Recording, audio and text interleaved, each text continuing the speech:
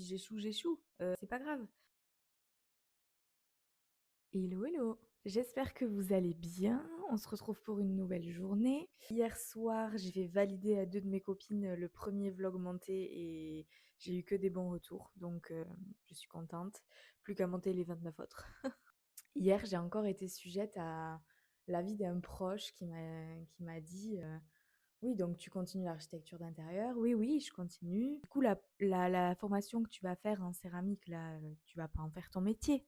Ben si, si, si, comment te dire que c'est l'objectif en fait. Mais ça m'amuse toujours autant de voir que, pas que les gens croient pas en moi, parce que c'est pas du tout ça. J'ai beaucoup de soutien autour de moi dans ce que j'entreprends en ce moment. Mais c'est l'étroiteté d'esprit en fait. C'est ce que je disais dans mon tout premier vlog où l'auto-entreprise, l'entrepreneuriat en général, c'est pas la sécurité, c'est pas commun. Enfin, aujourd'hui c'est très commun, mais pour les personnes d'une autre génération, ça l'est beaucoup moins.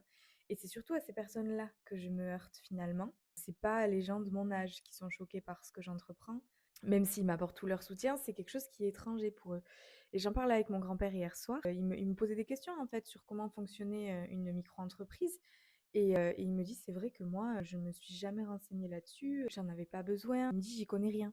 Et mine de rien, bah, ça m'a fait super plaisir qu'il s'ouvre là-dessus, qu'il me pose des questions, parce que déjà, ça prouve qu'il s'y intéresse, même s'il ne comprend pas forcément ce que je suis en train de faire, même si pour lui, c'est pas le chemin logique, mais il n'empêche qu'il fait l'effort de s'y intéresser. Et ça prouve que tout le monde peut évoluer sur ce sujet-là. Mon grand-père, il a 80 ans et il me demande comment fonctionne une micro-entreprise. Et je lui ai dit, c'est normal que tu connaisses rien parce que à l'époque, tu faisais un métier et souvent tu le faisais toute ta vie et c'était pas commun d'en changer. Donc on évolue vachement là-dedans et même si je me heurte au regard des autres, je me heurte aussi à des discussions hyper constructives. Puis si j'échoue, j'échoue.